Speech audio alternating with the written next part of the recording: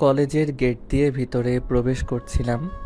ঠিক এমন সময় কোথা থেকে একটা মেয়ে এসে আমার সাথে ধাক্কা খেলো আর পড়ে গেল।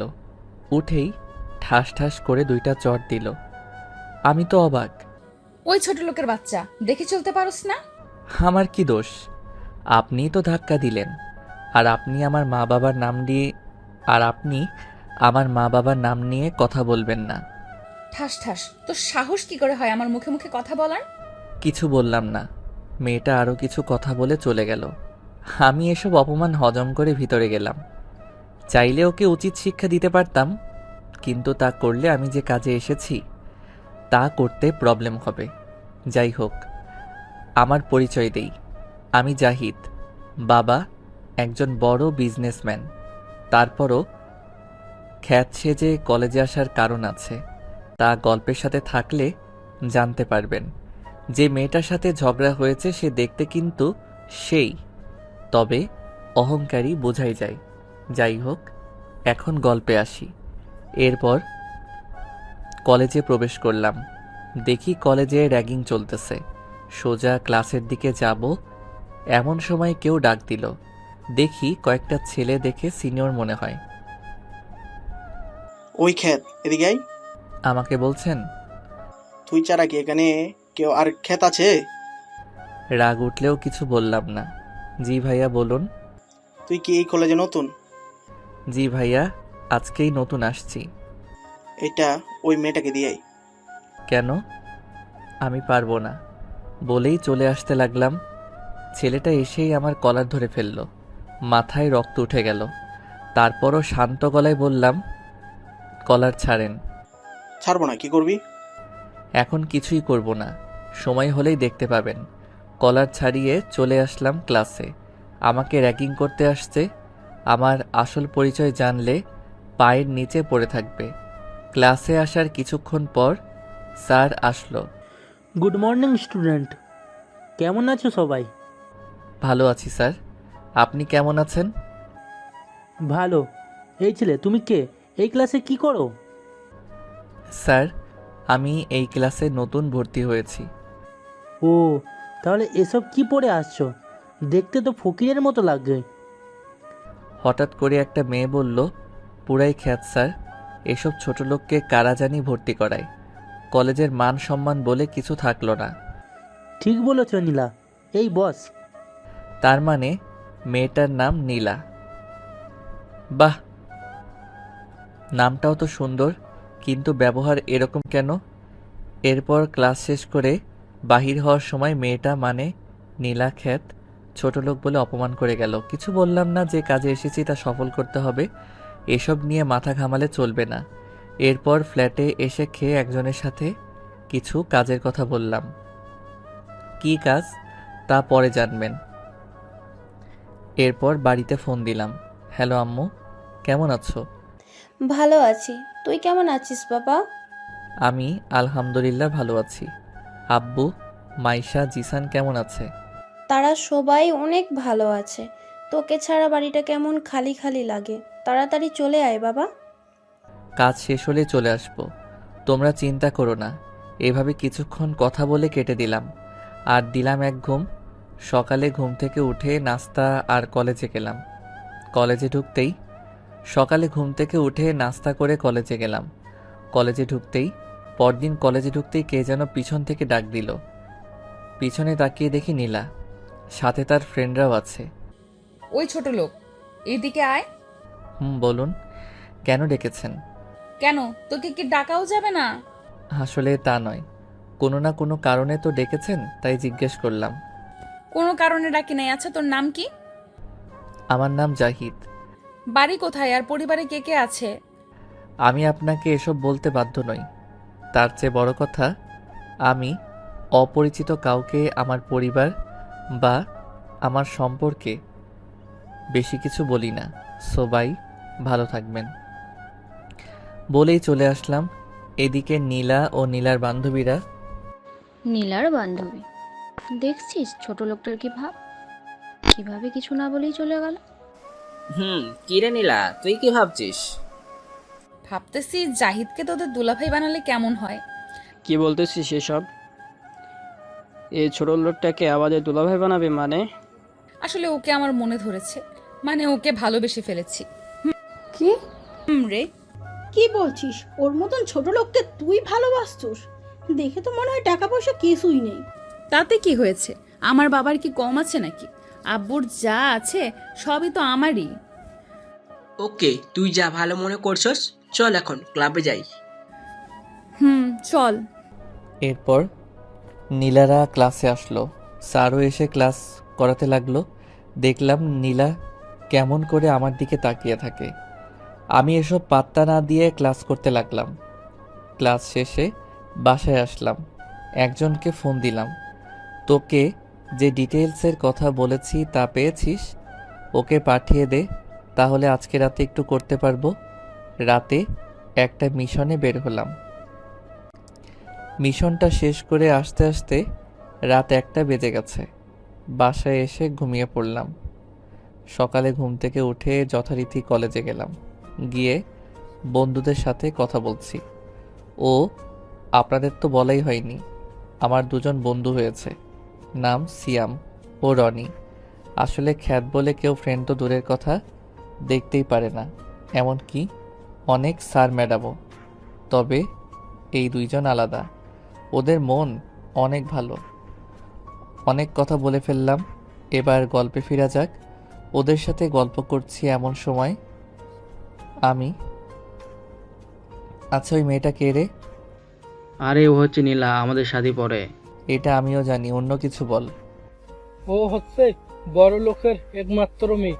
শুনেছি অনেক রাগী ও জিদি। তার চেয়ে বড় কথা হলো ও হচ্ছে এই কলেজের সব সিনিয়র জুনিয়রের, এমনকি অনেক শিক্ষকেরও ক্রাশ। অনেকেই প্রপোজ করেছে, কিন্তু বিনিময়ে 2টা করে থাপ্পড় উপহার হিসেবে পেয়েছি। ও কি ব্যাপার বন্ধু, হঠাৎ ওর কথা জিজ্ঞেস করতেছো কেন? আবার প্রেমে পড়ে গেলে না তো? আরে তেমন কিছু না, এমনি জিজ্ঞেস করলাম আর কি। বুঝি বুঝি, তবে প্রেমে পড়লেও কোনো লাভ হবে না মনে হয়। ও তো কাউকে পাত্তাই দেয় না। কচু বুঝোস। চল এখন ক্লাসে। আপনারা ভাবছেন কেন ওদের আর কিছু বললাম না, তাই তো? আসলেও আমি সত্যি ওকে ভালোবেসে ফেলেছি, সেই প্রথম দেখায়। ভেবে রেখেছি আমার কাজটা শেষ করে ওকে বলবো। প্রপোজে রাজি হলে তো হলো, না হলে আব্বুকে দিয়ে বিয়ের প্রস্তাব পাঠাবো। আব্বুকে দিয়ে পাঠালে তারা মনে করবে না, অবশ্যই আমি শিওর। তাই বলি, প্রপোজে রাজি হলে ভালো, না হলে আরও ভালো, ডাইরেক্ট বিয়ে। কি মজা, তাই না? এ মা, আপনাদের তো বলে দিয়েছি, আপনারা আবার ওকে বলে দিয়েন না, ঠিক আছে? তাহলে গল্পে ফিরি। সবাই ক্লাস মিলে ক্লাস করে কিছুক্ষণ আড্ডা দিলাম। তারপর বাসায় এসে বাড়িতে ফোন দিয়ে কিছুক্ষণ কথা বলে কেটে দিলাম। কালকে ডিটেলসগুলো থেকে জানতে পারলাম যে কাজের মাস্টার মাইন্ডের ডান হাত নাকি আমাদের কলেজেই পড়ে। কাজটা তাহলে আরেকটু সহজ হলো। ছবি যেহেতু আছে তাহলে সহজেই চিনতে পারবো। তবে এখন কিছুই বুঝতে দেওয়া যাবে না, আগে মাস্টার মাইন্ডকে সেটা বাহির করতে হবে। আশা করি খুব তাড়াতাড়ি পারবো। পরদিন কলেজের উদ্দেশ্যে রওনা দিলাম। কলেজে পৌঁছে বন্ধুদের কাছে যাব এমন সময় কেউ একজন ডাক দিল। সেদিকে তাকাতেই পরদিন কলেজের উদ্দেশ্যে রওনা দিলাম।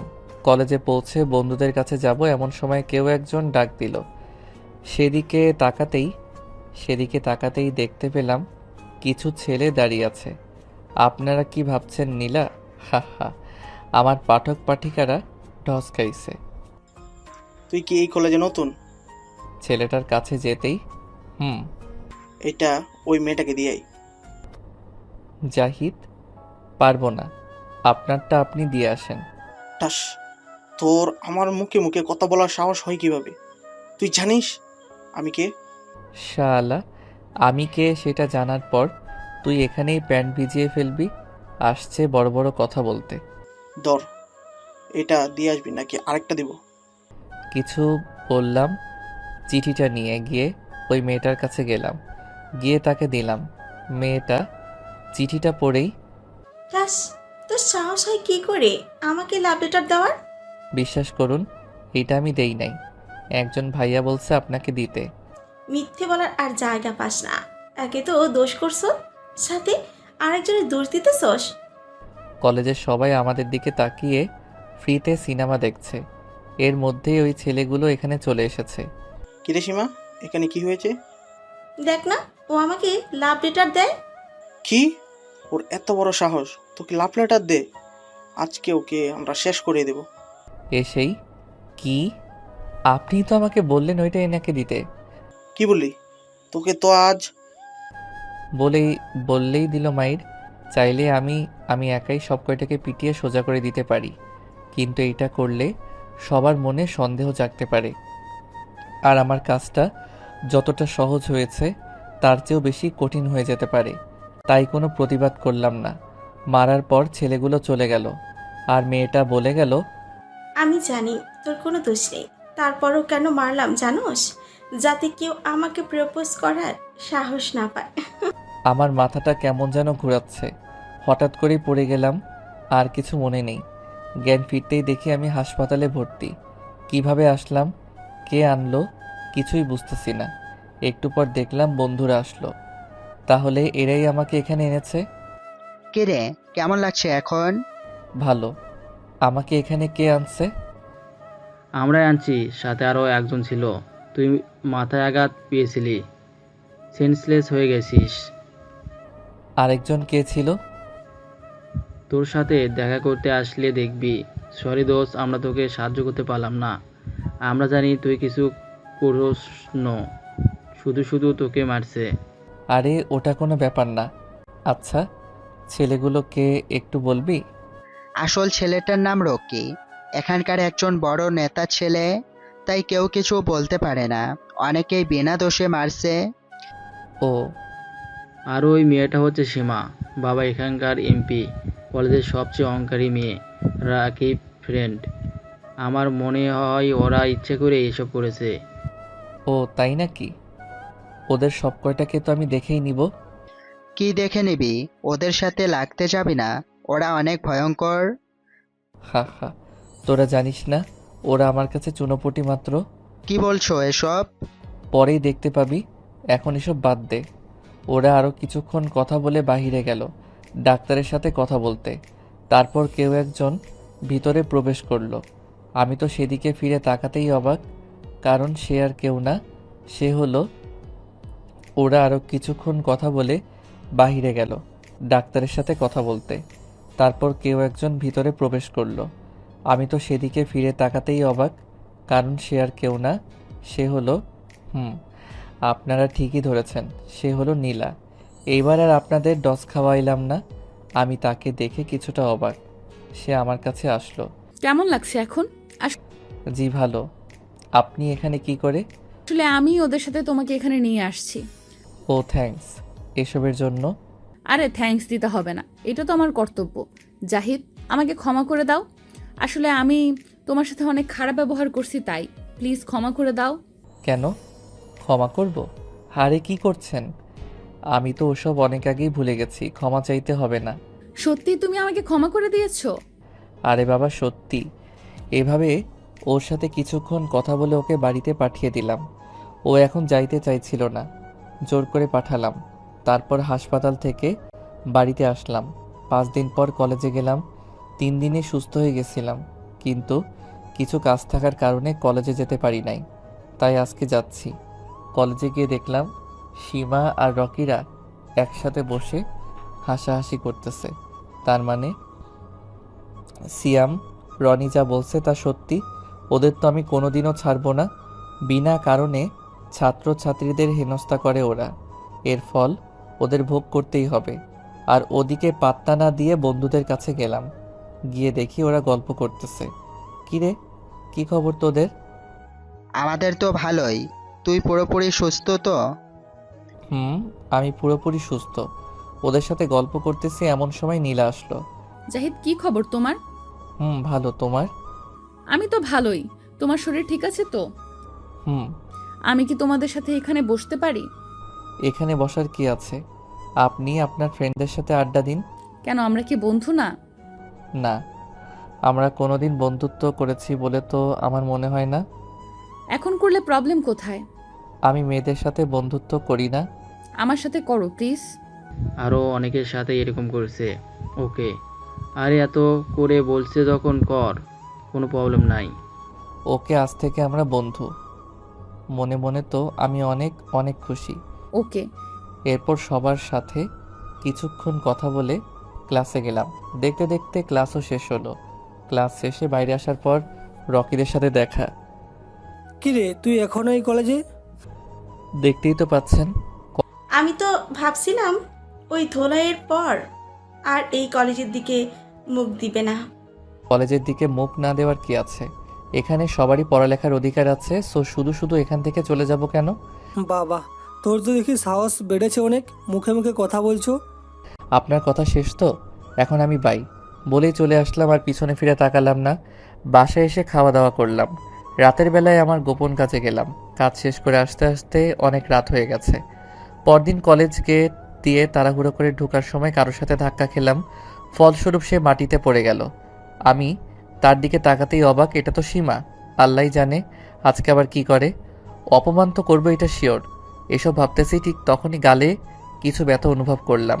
তাকিয়ে দেখি সীমা আমার দিকে অগ্নি দৃষ্টিতে তাকিয়ে আছে, যেন গিলে ফেলবে। ওই ছোট লোক তোর সাহস কি করে হয় আমাকে ধাক্কা দেওয়ার? আসলে সরি, আমি তাড়াতাড়ি করতে গিয়ে দেখতে পাইনি, তাই ধাক্কাটা লেগে গেছে। তোর সরি ধুয়ে তুই পানি খা। দেখুন, আমি সরি বলছি, আমি বলেই চলে আসতে লাগলাম। তখন সীমা বলল, কি রে, তোকে সীমা থাপ্পড় মারলো কেন? আমাকে দেখে নিবে। আমি তার দিকে তাকিয়ে একটা মুচকি হাসি দিয়ে চলে আসলাম।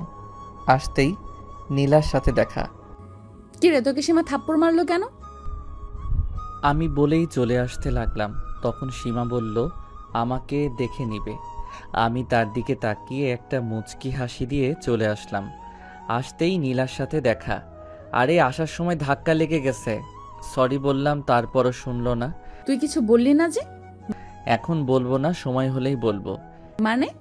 এত মানে বুঝে কাজ নেই, চলো ক্লাসে যাব, এমনিতেই লেট হয়ে গেছে। ওকে। তারপর ক্লাসে গেলাম। দেখতে পেলাম হারামি দুইটা বসে রয়েছে। আমি যেতেই, তোর আজকে এত দেরি কেন? আরে ধুর আর বলিস না, এমনিতেই আজ দেরি হয়ে গেছিল। সাথে কলেজে ঢোকার সময় আরেক ঝামেলা। অসহ্য লাগে এসব। কি হয়েছে রে? সীমার সাথে কলেজে ঢোকার সময় ধাক্কা খাইলাম। তারপরই গালের উপর দিয়ে ঝড় বয়ে গেল। বুঝতে পেরেছি। বুঝতে পেরেছি। আমি একটা জিনিস বুঝতে পারতেছি না, ওরা তোর সাথে একটু বেশি করতেছে কেন? ওরাই ভালো জানে। আচ্ছা বাদ দে এসব, স্যার আসছে, ক্লাস কর। ক্লাস করে বাইরে আসতেই নীলার ডাক। জাহিদ। বল, কি বলবি? এখন কি বাসায় চলে যাবি? কেন রে? আসলে আমার না ভালো লাগছে না এখন বাসায় যেতে। চল না একটু ঘুরে আসি। আরে ঘুরতে যাবি তা আমার সাথে কেন? তোর বান্ধবীদের সাথে যা। আরে চল না প্লিজ, তোর সাথে যেতে মন চাইতেছে, চল না। আচ্ছা চল। আসলে আমারও মন চাইতেছে ঘুরতে যেতে, কিন্তু সময় পাই না। আজকে যখন পেলাম তখন আর না করলাম না। আবার প্রিয় মানুষটির সাথে বলে কথা, এই সুযোগটা তো আর মিস করতে পারি না। এরপর নীলার সাথে কলেজের বাহিরে আসলাম। কিভাবে যাবি? একটা রিক্সা ডাক, রিক্সায় যাব। একটা রিক্সাতে দুজন? প্রবলেম কোথায়? আসলে আগে কোনো মেয়ের সাথে রিক্সায় উঠিনি তো, তাই। ওই বেশি কথা না বলে রিক্সা ডাক। তারপর রিক্সা ডেকে দুজনে রিক্সায় উঠলাম। আমার কেমন জানি অস্বস্তি লাগছে। আগে কখনো কারোর সাথে রিক্সায় উঠিনি তো, তাই মনে হয়, তাই একটু চেপে বসছি। এই ওইদিকে চেপে বসছ কেন? পড়ে যাবি তো। না আমি ঠিক আছি, কিছু হবে না। কোচও ঠিক আছো, এদিকে আয়। বলেই হাত ধরে এক টানে ওর কাছে নিয়ে গেল। ওর সাথে টাচ লাগাতে গায়ের মধ্যে দিয়ে যেন 1000 ভোল্টের কারেন্ট বইতে লাগলো। আবার কেমন জানি ভালো লাগা কাজ করলো, হয়তোবা কাছের মানুষটির ছোঁয়া লাগার কারণেই। আমি কোনো কথা না বলে চুপ করে আছি। এমন সময় নীলা বলল, কি হলো, কোনো কথা বলস না কেন? কি বলবো? কোনো কথা নাই বুঝি? কোনো কথাই তো খুঁজে পাচ্ছি না। আচ্ছা জাহিদ, আমাকে তোর কেমন লাগে? কি বলবো? কেমন লাগবে? ফ্রেন্ড হিসেবে ভালোই। প্রথমে যখন তোকে দেখছিলাম তখন ভেবেছিলাম তুই অনেক অহংকারী। পরে তোর সাথে মিশার পর বুঝতে পারলাম তোর মনটা অনেক ভালো। তোকে তো আমার সেই প্রথম দিনই খুব ভালো লেগেছে, তাই তো ভেবে নিয়েছি তোকেই আমার জীবনসঙ্গী বানাবো। আগে আমি একটু অহংকারী ছিলাম, কিন্তু এখন ভালো হয়ে গেছি। আমি বুঝতে পেরেছি এসব অহংকার করে কোনো লাভ নেই, নিজেদেরই ক্ষতি হয়। ভালো। তা হঠাৎ এই প্রশ্ন কেন? এমনি। তারপর দুজনে কিছুক্ষণ চুপ। হঠাৎ নীলা বলল, আচ্ছা তুই কি কাউকে ভালোবাসিস বা পছন্দ করিস? সত্যি বলতে আমি একজনকে খুব ভালোবাসি, কিন্তু এখনো তাকে সেইটা বলি নাই। সময় হলে বলবো। এইটা শোনার পর নীলার হাসি মুখটা কেমন জানি কালো হয়ে গেল। ও আচ্ছা, তার পরিচয়টা কি জানতে পারি? ও, সময় হলেই জানতে পারবি। আর কোনো কথা হলো না। আমরা চলে আসলাম একটা পার্কে। তারপর রিক্সার ভাড়া মিটিয়ে দিয়ে পার্কে ঢুকলাম। সেখানে দুজনে অনেকক্ষণ ঘোরাঘুরি করালাম। পাশাপাশি আরও কিছু জায়গায় গেলাম, ফুচকা খেলাম, রেস্টুরেন্টে গিয়ে লাঞ্চ করলাম দুজনে। নীলার মনটা খারাপ ছিল কিছুটা। অনেক ঘোরাঘুরি করলাম দুজনে। বলতে গেলে দিনটা আমার কাছে স্বপ্নের মতো কাটছে। প্রিয় মানুষটার সাথে ঘুরতে কার না ভালো লাগে? আমারও লাগছে। ঘোরাঘুরি শেষে নীলাকে বিদায় দিয়ে বাসায় আসলাম।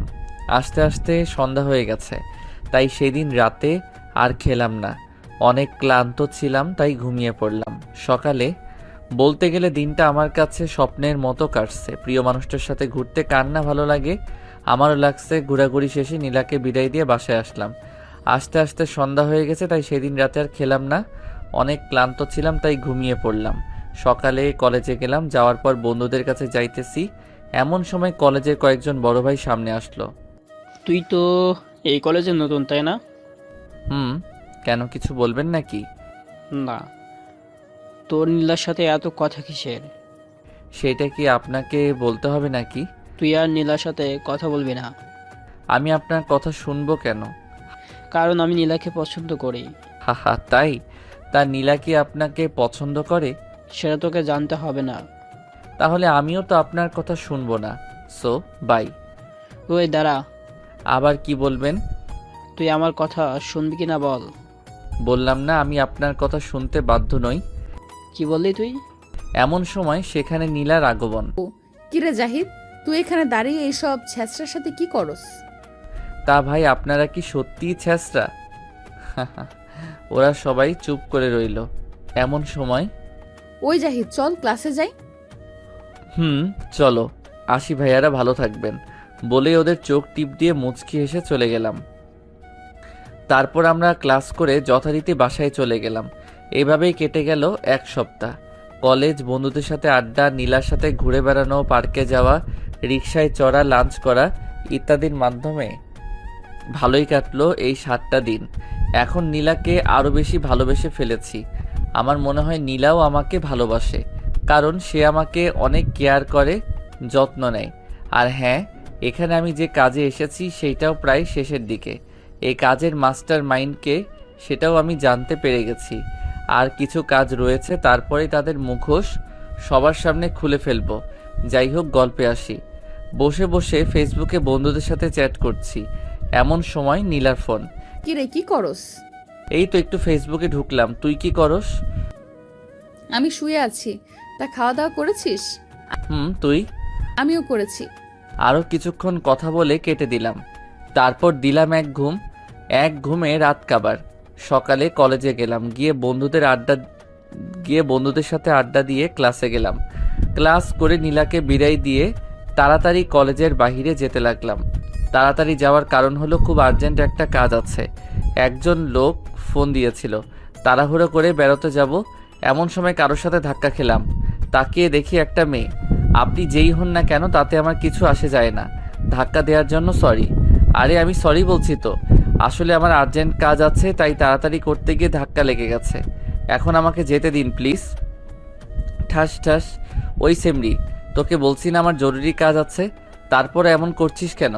আর ধাক্কা দেওয়ার জন্য সরি বললাম তো, বলেই চলে আসতে লাগলাম। আসলে কাজটা বেশি জরুরি, তাই দেরি হয়ে যাওয়ার কারণে মাথা গরম হয়ে গেছে, তাই থাপ্পড় মেরে দিছি। আসার সময় মেয়েটা বলল আমাকে দেখে নিবে, আমি তার কথায় পাত্তা না দিয়ে চলে আসলাম। বাহিরে এসে তাড়াতাড়ি কাজটা শেষ করলাম, যদিও একটু লেট হয়ে গিয়েছিল ওই মেয়েটার কারণে। কাজ শেষ করে বাসায় চলে গেলাম, গিয়ে খাওয়া দাওয়া করলাম, বাড়িতে ফোন দিয়ে কথা বললাম। এরপর নীলা ফোন দিল। কি করস? এই তো তোর সাথে কথা বলি, তুই? আমিও তোর সাথে কথা বলি। তো খাওয়া দাওয়া করছত? মাত্র করলাম, তুই করছত? আমি আরো আগেই করছি। আচ্ছা, আজকে কলেজে একটা মেয়ে দেখলাম তোকে থাপ্পড় মারলো, কেন মারছে? এই রে, এই মেয়ে আবার কখন ওইটা দেখে ফেললো? আরে ওইটা কোনো ব্যাপার না, আসলে ওর সাথে ধাক্কা লাগছিল, তাই আরো কিছুক্ষণ কথা বলে কেটে দিলাম। তারপর ভাবতে লাগলাম কলেজের কথা। মেয়েটাকে থাপ্পড় মারা উচিত হয় নাই, ধাক্কাটা তো আমিই দিছিলাম। কি করব, আমার দেরি হয়ে যেতেছিল, তাই থাপ্পড় মেরে দিছি। থাক, কালকে গিয়ে আবার সরি বলে দিব। এখন ঘুম পাচ্ছে, ঘুম যাই। দিলাম এক ঘুম। পরদিন আরও কিছুক্ষণ কথা বলে কেটে দিলাম। তারপর ভাবতে লাগলাম কলেজের কথা। মেয়েটাকে থাপ্পড় মারা উচিত হয়নি, ধাক্কাটা তো আমি দিছিলাম। কি করব, আমার দেরি হয়ে যেতেছিল, তাই থাপ্পড় মেরে দিছি। থাক, কালকে গিয়ে আবার সরি বলে দিব। এখন ঘুম পাচ্ছে, ঘুম যাই। দিলাম এক ঘুম। পরদিন কলেজে গেলাম, গিয়ে দেখি সিয়াম আর রনি আড্ডা দিতেছে, আমিও গেলাম। হ্যালো গাইস, কি খবর তোমাদের? ভালোই, তোর? ভালো। এরপর ওদের সাথে আরও কিছুক্ষণ কথা বলার পর নীলার সাথে দেখা করতে গেলাম। গিয়ে দেখলাম নীলা তার বান্ধবীদের সাথে আড্ডা দিতেছে। সেখানে একটু অবাক হলাম, কারণ সেখানে কালকের ওই মেয়েটাও আছে। মেয়েটার দিকে তাকাতেই দেখি মেয়েটা আমার দিকে রাগী দৃষ্টিতে তাকিয়ে আছে। নীলা। ও জাহিদ, তুমি দাঁড়াও, আমি আসতেছি। নীলা ওর বান্ধবীদের বলল তোরা থাক, আমি যাই, এই বলে আমার কাছে আসলো। এরপর নীলার সাথে একটু কলেজ মাঠে ঘুরলাম। তারপর নীলাকে বললাম, আচ্ছা নীলা, আজকে তোমাদের সাথে একটা নতুন মেয়ে এসেছে দেখলাম, ওইটাকে? ও হচ্ছে রিয়া, এই কলেজের প্রিন্সিপালের মেয়ে। ও তাই তো বললি, এত দেমাগ কিসের? কি করেছে ও? আরে না, তেমন কিছু না। এই, তুই আবার ওর প্রেমে টেমে পড়ে গেলি না তো? পড়লে প্রবলেম কোথায়? কি বললি কুত্তা, তোকে আজ আমি মেরেই ফেলবো। এ মা, এ তো পুরাই রেগে ফায়ার হয়ে আছেন। ওইটা তো বলা ভুল করলাম। আরে ছাড় ছাড়, কি করছিস? সবাই দেখছে তো। নীলা এবার একটু শান্ত হলো। তুই যে বললি তুই ওর প্রেমে পড়ে গেছিস। আরে তুই কাঁদছিস কেন? আমি তো জাস্ট মজা করলাম। এমনি এইসব বিষয় নিয়ে কেউ মজা করে? আমি তো সত্যিই ভাবছিলাম। হয়েছে, চল এখন ক্লাসে যাই। চল। এরপর দুজনে ক্লাসে গেলাম, দুজনে ক্লাস করলাম। আমি হাফ টাইমের সময় বাহিরে হাঁটছিলাম, এমন সময় রিয়া সামনে এলো। ওই ছোট লোক, তুই কালকে আমাকে মারছিলি, মনে আছে? কিন্তু ওইটার জন্য দুঃখিত। কালকে আমার অনেক তাড়া ছিল, কিন্তু উনি আমাকে দেরি করে দিচ্ছিলেন, তাই রাগ উঠে গেছিল, তাই থাপ্পড় মারছি। আর আমি তো আপনাকে ইচ্ছে করে ধাক্কা দেই নাই। আমি তো ওসব শুনতে চাইনি। আমার গায়ে হাত তোলার শাস্তি তো তোকে পেতেই হবে। কি করবেন? আমার জুতোটা মুছে দে। হোয়াট? জুতোটা মুছে দে, নইলে টিসি দিয়ে কলেজ থেকে বের করে দেব। তারপরও দিব না। তুই আমার মুখের ওপর কথা বলিস? দে জুতোটা মুছে। আমি পারবো না। তুই পারবি না মানে?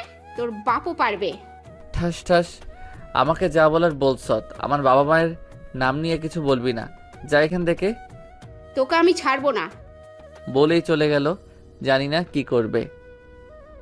আমি ভাবতেছি কোন জায়গায় আসলাম। এক একটা মেয়ের অহংকারে পা মাটিতেই পড়ে না। আমি আসি আটকে। বিপদ এতদিন ছিল সীমা, এখন আসছে রিয়া। কি যে করি ভাবতে ভাবতে দেখি নীলা আমার সামনে আসলো। কিরে, এখানে দাঁড়িয়ে কি ভাবতেছিস? কিছু না, চলো। এর মাঝে একজন এসে বলল আমাকে নাকি প্রিন্সিপাল ডাকছে। বুঝতে বাকি রইল না রিয়া কিছু বলছে।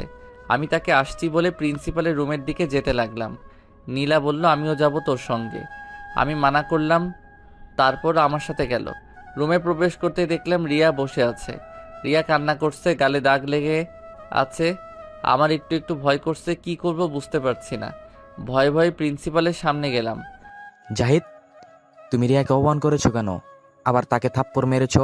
আমি কালকে তাড়াতাড়ি যাওয়ার সময় ওর সাথে ধাক্কা লাগে, সরি বলার পরও অপমান করে, তাই থাপ্পড় মারছি। আজকে অপমান করছে, থাপ্পড় মারছে, তাই আমিও মারছি। আব্বু সব মিথ্যে বলে আমার কান্নার আওয়াজ বাড়িয়ে দিল। তোমার সাহস কি করে হয় আমার মেয়ের গায়ে হাত তোলার, ওকে অপমান করার? এখনই তোমাকে আমি টিসি দিচ্ছি। নীলা কিছু বলতে চেয়েছিল, আমি মানা করে দিলাম ইশারায়। আমাকে টিসি দিবেন, তাও আপনার মেয়েকে থাপ্পড় মারার জন্য? How funny. ওই, তোর সাহস কি করে হয় এভাবে কথা বলার? একে তো আমার মেয়েকে অপমান করছত, আবার এখন আমার সাথে উঁচা গলায় কথা বলতাছস। দেখুন স্যার, আমি বলতেছি না আপনি আপনার মেয়ের গায়ে হাত তোলার জন্য কাউকে টিসি দিতে পারেন না। ওই চুপ কর। তোকে কি তোর বাবা মা শিক্ষা দেয় নাই, নাকি তোর বাবা মা নির্লজ্জের মতো এসব শিক্ষা দিছে? তোর বাবা মা মনে হয় তোর মতো চোদ। আর কিছু বলার আগে আমি তার কলার চেপে ধরে দাঁড় করিয়ে দিলাম। আসলে আমার মা বাবার সম্পর্কে কেউ কিছু বললে আমার মাথা ঠিক থাকে না, কাউকে সহজে ছাড় দেই না, হোক সে বড় আর ছোট। তাই এসব বলা মাথায় রক্ত উঠে গেছে, কোনো কিছু না করেও অপমানিত হচ্ছি। তোর সাহস কি করে হয় আমার মা বাবাকে নিয়ে কথা বলার? তাদের সম্পর্কে আর একটা বাজে কথা বললে এখানে মেরে পুঁতে ফেলবো, কেউ কিচ্ছু করতে পারবে না।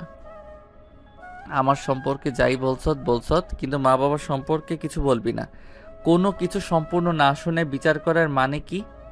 তোর মেয়ে কি না কি বলছে তা দেখে কাউকে টিসি দিবি? মামার বাড়ির আবদার নাকি? রাগের মাথায় তুই করে সব বলে ফেললাম। আর তোকে বলছিলাম আমি ইচ্ছা করে ধাক্কা দেই নাই, তারপরও বিষয়টা এতদূর নেওয়ার মানে কি? আপনাদের কাছে কি অন্যদের মানুষ মনে হয় না? সবার সাথে ভালো ব্যবহার করতে শিখুন। একবার ভেবে দেখেন তো, আপনারা যদি ওদের জায়গায় থাকতেন। বলেই বাইরে চলে আসলাম। রাগে আমার মাথা ফেটে যাওয়ার অবস্থা। এরা নিজেদের কি মনে করে? আমার পিছন পিছন নীলাও আসলো। আমার এই ব্যবহার দেখে সবাই অবাক প্লাস ভয় পাইছে, দেখেই বুঝছি। তারপর আমার এই ব্যবহার দেখে সবাই অবাক প্লাস ভয় পাইছে, দেখেই বুঝছি। তারপর আমি বাইরে চলে আসার পর দেখি নীলা আমার দিকে অবাক দৃষ্টিতে তাকিয়ে আছে। এই নীলা, কি হলো? এইভাবে তাকিয়ে আছো কেন? ওইভাবে তাকিয়ে আছো কেন? চুপ করে তাকিয়ে আছে। তুমি কি সত্যি সেই জাহিদ যাকে অনেক অপমান করার পরও কিছু বলে নাই? কেন, সন্দেহ লাগছে নাকি? সেটা তো অবশ্যই। এত অপমান সহ্য করা ছেলেটা প্রিন্সিপালের সামনে এমন হলো কিভাবে? সেখানে তো উল্টো ভয় পাওয়ার কথা। কিন্তু আমার বাবা মা নিয়ে কথা বললে আমি কাউকে ছাড় দেই না। ও, তোর বাবা মাকে? তাদের পরিচয় কি? কোথায় থাকে? সময় হলেই জানতে পারবি, এখন আমি যাই। এই বলে আমি ওখান থেকে চলে আসলাম। আর নীলা মনে মনে ভাবতেছে, এই জাহিদকে কি তার পরিচয়? যখনই ওকে ওর বাবা মা পরিবার বা কিছু জিজ্ঞেস করলে এড়িয়ে যায়, কোনো না কোনো রহস্য তো অবশ্যই আছে। এদিকে প্রিন্সিপাল স্যার ও রিয়া এখনও ঘোরের মধ্যে আছে। প্রিন্সিপাল স্যার ভাবতেছে, কে এই ছেলে? আমার সাথে এইভাবে কথা বলার সাহস তো কোনো ছাত্রের হবে না। এই ছেলের নিশ্চয়ই অন্য কোনো পরিচয় আছে। রিয়া ভাবতেছে, এই ছেলেটা কে? আব্বুর সাথে এইভাবে কথা বলল। আর ও তো ঠিকই বলেছে, আমি তো ওর সাথে প্রথমে খারাপ ব্যবহার করছি, ওর বাবা মা নিয়ে কথা বলছি, তাই ও আমাকে থাপ্পড় মারছে। ওর সাথে এসব করা আমার একদম ঠিক হয় নাই। কালকেই ওর কাছে সরি বলতে হবে। আর এদিকে আমি বাড়িতে এসে খাবার খেয়ে দিলাম এক ঘুম। এভাবেই কেটে গেল দিনটা। পরদিন কলেজে গিয়ে আড্ডা দিতেছি, এমন সময় রিয়া ডাক দিল। জাহিদ, কি হয়েছে? তুমি আমাকে ডাকছো কেন? একটু আসবে?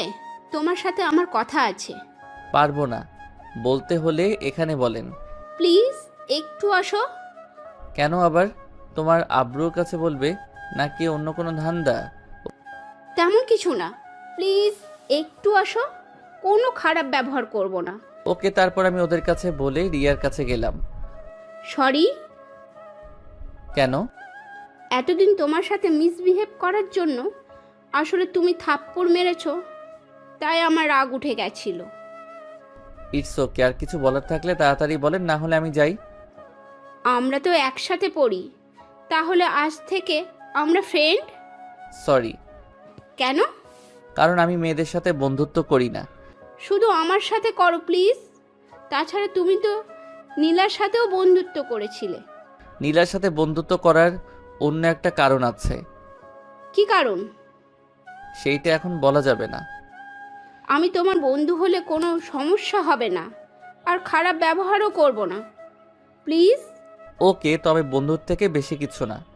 ওকে। এরপর রিয়াকে নিয়ে বন্ধুদের কাছে গেলাম, ওদের সাথে পরিচয় করিয়ে দিলাম। আর এসব দেখে নীলা তো রেগে আগুন হয়ে গেছে। ওকে দেখেই বোঝা যাচ্ছে সবার সাথে থাকায় কিছু বলতে পারতেছে না।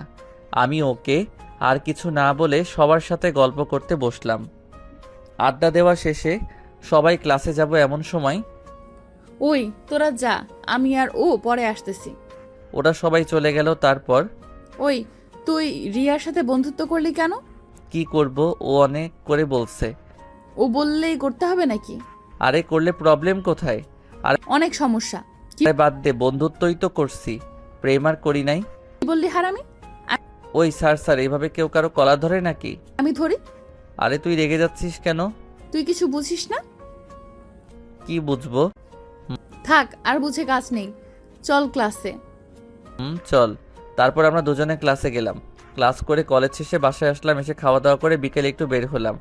আর 2-3 দিন পরই এই শহর ছেড়ে চলে যাব। তারপর বাসায় আসলাম। রাতে আম্মুর কাছে ফোন দিলাম। আসসালামু আলাইকুম আম্মু। ওয়ালাইকুম আসসালাম। কেমন আছিস তুই? আম্মু আমি ভালো আছি, তুমি? আমিও ভালো আছি। বাড়ির সবাই কেমন আছে? সবাই আলহামদুলিল্লাহ ভালো আছে। তোকে ছাড়া বাড়িটা কেমন খালি খালি লাগে। চিন্তা করো না, আমি আসতেছি। তা কবে আসবি বাবা? পরশু আসতে পারি, আমার কাজ প্রায় শেষ।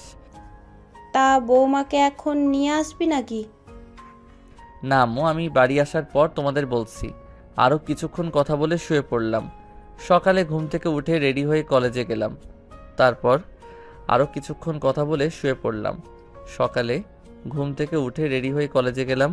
তারপর দিন কলেজে গেলাম। আজকেই আমার আসল কাজ।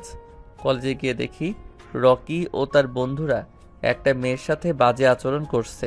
কেউ কিছু বলছে না। আমি তো ভাবছি বাহ, ভালোই সুযোগ পেলাম, আজকেই এর ফয়সালা করব। রকির সাথে দেখলাম সীমাও আছে। আমি মনে মনে ভাবছি সে একটা মেয়ে হয়ে অন্য মেয়ের সাথে বাজে আচরণ করার সঙ্গ দিচ্ছে। হায় রে মানুষ, তারা যখনই মেয়েটার ওড়না ধরতে যাবে তখনই আমি হাতটা ধরে ফেলি। আমাকে দেখে তো ওরা পুরাই রেগে রয়েছে। ওই তোর সাহস হয় কীভাবে আমার কাজে বাধা দেওয়ার? ওনার সাথে খারাপ ব্যবহার করতেছেন কেন? তোকে বলতে হবে নাকি? তুই এখানে এসে কথা বলার সাহস পেলি কীভাবে? সেটা পরে বুঝবি, আগে ওনাকে যেতে দে। আমি মেয়েটাকে যেতে বললাম আর মেয়েটা চলে গেল। তোকে এতদিন এত কথা বলার পরেও তুই আমার সামনে আসছিস? আজ তোকে আমি শেষ করে ফেলবো। সেইটা একটু পরে দেখা যাবে কে কাকে শেষ করে। কি বললি? কলার ছাড়। ছাড়বো না, কি করবি কর তুই। কলার ছাড়, না হলে ভালো হবে না কিন্তু। তুই আবার আমার সাথে জোর গলায় কথা বলিস? শেষবারের মতো বলছি, কলার ছাড়। ছাড়বো না, তুই কি করবি? আমি ওর পেট বরাবর দিলাম এক ঘুষি। ও একটু দূরে গিয়ে পড়ল। এতক্ষণে কলেজের সবাই, এমনকি টিচাররাও মাঠে চলে এসেছে। সবাই দাঁড়িয়ে দাঁড়িয়ে এসব দেখছে আর অবাক হচ্ছে, কারণ রকির গায়ে হাত তোলার সাহস এই কলেজের কারো নাই। রকি আমার দিকে রাগী দৃষ্টিতে তাকিয়ে আছে, আর আমি তার দিকে তাকিয়ে একটা মুচকি হাসি দিলাম। তারপর তার বন্ধুরা আমাকে মারতে আসছিল। আরে আরে তোরা করছিস? ওরা সবাই থেমে যায়। তোরা আমাকে পরে মারতে আসিস, তার আগে আমি তোদের সাথে হিসাব নিকাশ করি, কারণ তোদের সাথে আমার কিছু হিসাব নিকাশ আছে। আমি রকির কাছে গেলাম, গিয়ে ওর মুখটা উপর দিকে উঠিয়ে মুখ বরাবর কয়েকটা ঘুষি দিলাম। এতে তার নাক বেয়ে রক্ত পড়তে লাগলো। তখন ওই তুই আমার গায়ে হাত তোলার সাহস পেয়েছিস কিভাবে? এই সাহস আমার অনেক আগে থেকেই আছে। ওই তুই আমার গায়ে হাত তোলার সাহস পেয়েছিস কিভাবে? আমার বাবা জানতে পারলে তোকে পুলিশে দিবে। সারা জীবনও জেল থেকে ছাড়া পাবি না, সারা জীবন জেলে বসে মশা মারবি। ও তাই? চিন্তা করিস না, একটু সবাই এখানেই আসবে। তা আচ্ছা, এখন বল তোদের বসের নাম কি? কিসের বস? কে বস? হা হা, মনে পড়ছে না? কিসের একটু পরে বুঝতে পারবি। আগে একটা কাজ করি। এই বলে আমার বন্দুকটা বের করে রকি ও তার বন্ধুদের পায়ে একটা করে গুলি করে দিলাম। সব কয়টা বসে রয়েছে। এর মধ্যেই সীমা অনেকটা দূরে গিয়ে দাঁড়িয়ে রয়েছে, আর সকালে আমার দিকে অবাক দৃষ্টিতে তাকিয়ে রয়েছে। বিশেষ করে নীলা ও আমার বন্ধুরা কেউ ভয়ে কিছু বলতে পারতেছে না। কিরে অবাক হচ্ছিস কেন? তোদের পায়ে গুলি করলাম, ওরা শুধু আমার দিকে তাকিয়ে আছে। কুত্তার বাচ্চা, আজকে তোকে কেউ বাঁচাতে পারবে না। তুই আমার পায়ে গুলি করেছিস, তুই জানিস না আমি কে। কুল মিস্টার রকি কুল। শুধু আপনার পরিচয় না, আপনার পুরো গোষ্ঠীর বায়োডাটা আছে আমার কাছে। আর আপনাকে গুলি করেছি কেন? যেন আপনি পালাতে না পারেন। আমার আবার এসব দৌড়ঝাঁপ ভালো লাগে না, তাই আগেই ব্যবস্থা করে রাখলাম। এদিকে গুলি খেয়ে ওদের অবস্থা কাহিল। ওরা সহ সবাই ভাবতেছে ছেলেটার কাছে বন্দুক আসলো কোথা থেকে। কি রে অবাক হচ্ছিস? আমার কাছে বন্দুক আসলো কোথা থেকে? সব কয়টা শুধু তাকিয়ে আছে, কিছু বলছে না। আরে সব জানতে পারবি, কিন্তু আফসোস সেটা জানার পর আর কেউ বেঁচে থাকবি না। তারপর রকির কাছে গেলাম। কিরে বলবি তোদের বসকে? না, বলে ফেল, তোরা কেউ বাঁচবি না। আমাদের মেরে ফেললেও বলবো না। ওকে তাহলে আমি বলি। তাদের লিডার এখানকার কমিশনার, ওর কথাতেই তোরা ড্রাগ সাপ্লাই দিস, এম আই রাইট? রকি তো পুরাই অবাক আর ভাবতেছে কেউ কি করে এসব জানে। তখন দেখলাম কলেজে 4-5টা গাড়ি, সাথে পুলিশের গাড়ি প্রবেশ করেছে। বুঝতে বাকি রইল না কারা আসছে। এরা আর কেউ না, এরা হলো তখন দেখলাম কলেজে 4-5টা গাড়ির সাথে পুলিশের গাড়ি প্রবেশ করেছে। বুঝতে বাকি রইল না কারা আসছে। এরা আর কেউ না, এরা হলো রকির আব্বু আর পুলিশ। রকির আব্বু আমার কাছে এসেই বলল, এই ছেলে কে তুই? তোর সাহস কি করে হয় আমার ছেলের গায়ে হাত তোলার? আবার গুলিও করছিস? তোর কি জানের মায়া নেই? আরে আমার জান নিয়ে পরে ভাবিস, আগে তোর আর তোর ছেলের কথা ভাব। তুই আমাকে ভয় দেখাস? আমার তো রাগ উঠে গেল। সোজা আমার কলার ছাড়িয়ে ওনার কলার ধরে নিয়ে গিয়ে সাথে ধাক্কা দিয়ে ফেলে দিলাম। পুলিশরা সহ সবাই অবাক, একটা ছেলে কিভাবে সাহস পায় এত বড় নেতার কলার ধরার। তুই আমার কলার ধরে অনেক বড় ভুল করেছিস। তখন কয়েকজন পুলিশ আমাকে ধরতে আসলো।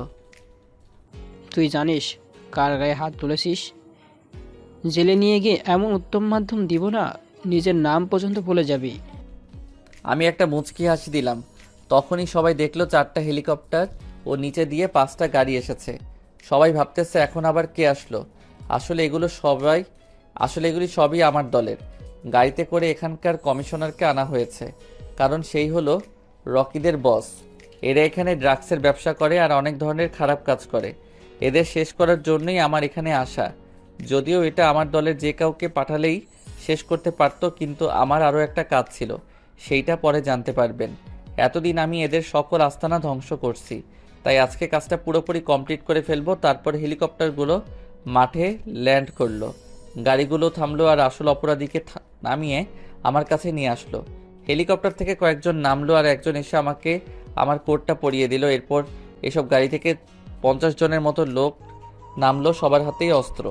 আমি এবার রকি আর কমিশনারের সামনে গেলাম। গিয়ে রকিকে বললাম, কিরে তোর বসকে তো ধরে আনলাম, আমাকে কিছু করবি না?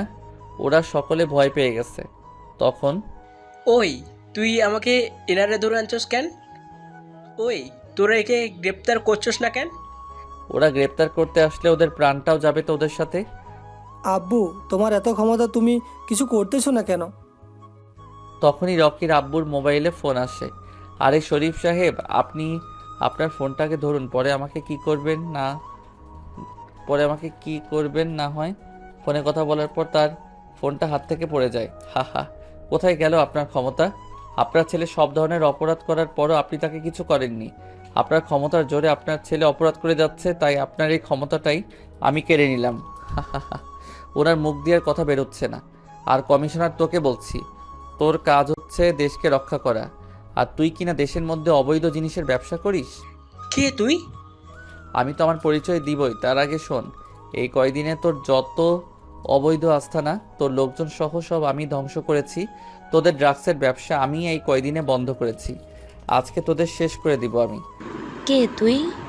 কি তোর পরিচয়? এসব কিভাবে জানোস? আমার পরিচয় জানার এত আগ্রহ? আচ্ছা শোন, তোরা টাইগার গ্রুপের নাম শুনেছিস? সবাই একসাথে তারা দেশ থেকে সব ধরনের খারাপ কাজ দূর করার জন্য কাজ করে। আর আমি হলাম সেই গ্যাংয়ের লিডার, টাইগার। এটা শোনার পর ওখানে যারা ছিল সবাই 2 কদম পিছিয়ে যায়। তারা যেন মৃত্যুকে চোখের সামনে দেখতে পাচ্ছে। এদিকে অপরাধীদের অবস্থা আরও ভয়াবহ। কিরে, আমার পরিচয় শুনেছিস? আর তোদের শেষ করার জন্যই আমার এখানে আসা। এবার তোদের উপরে যাওয়ার পালা। বলেই সব কয়টাকে উপরে পাঠিয়ে দিলাম। আর আমার লোকদের বললাম এদের লাশগুলো পরিষ্কার করতে। তারপর সকলকে উদ্দেশ্য করে বললাম, আপনারা কেউ ভয় পাবেন না, আমি অপরাধ ছাড়া কাউকে কিছুই করি না। আমার এই কলেজে আসার মূল উদ্দেশ্য ছিল এদের শেষ করা। তা আমি করেও ফেলছি। এখন আমি এখান থেকে চলে যাব। আর একটা কথা, আজকের এই ঘটনা যেন বাইরের কেউ না জানে, মাইন্ড ইট। বলেই সেখান থেকে হেলিকপ্টারে করে চলে আসলাম, কারোর সাথে কোনো কথা বললাম না। পরদিন কলেজে গেলাম। এটাই শেষ যাওয়া। গিয়ে হারামিদের কাছে গেলাম। আজকে কলেজের সবাই কেমন করে তাকাচ্ছে, কারণ একে তো কালকের ঘটনা, আবার আজকে আমার গেটআপ পুরো হিরোর মতো। ওদের কাছে গিয়ে দেখলাম সব কয়টা একসাথে আড্ডা দিতেছে। কি রে, কি করো তোমরা? ভাই আপনি এখানে? ওই কে রে, কার ভাই? আপনি আমাদের ভাই। কত বড় মানুষ আপনি। কোনো ভাইটাই নেই, আমি তোদের বন্ধু ছিলাম আর থাকবো। হয়েছে, তোকে কিন্তু আজকে হিরোদের মতো লাগছে।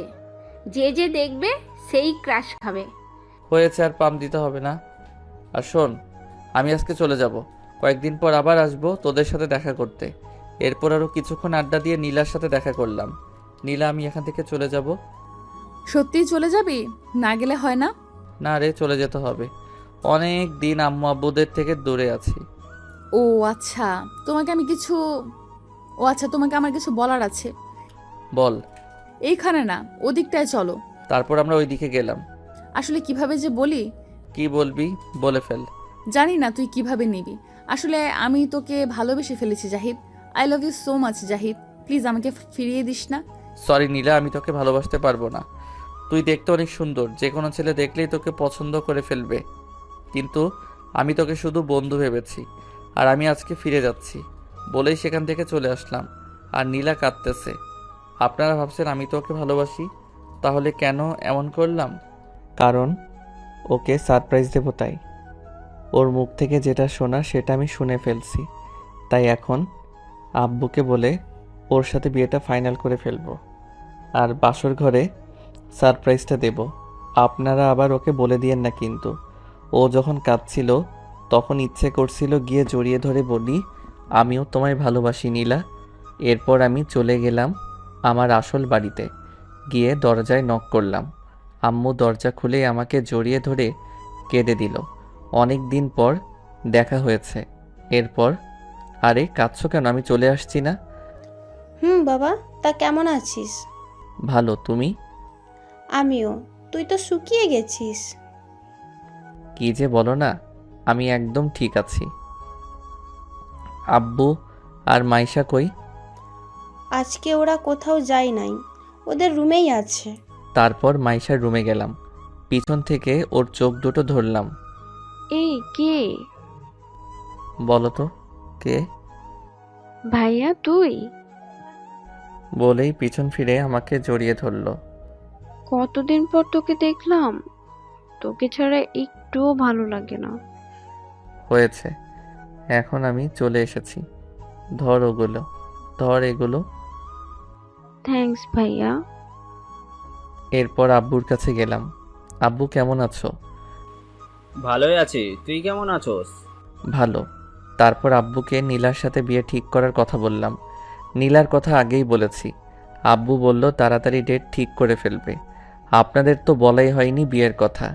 নীলার আব্বুর সাথে আগেই বলে ফেলছে, শুধু ডেট ফিক্সড করা বাকি। নীলা জানে না কার সাথে বিয়ে হচ্ছে। এভাবেই কিছুদিন কেটে গেল।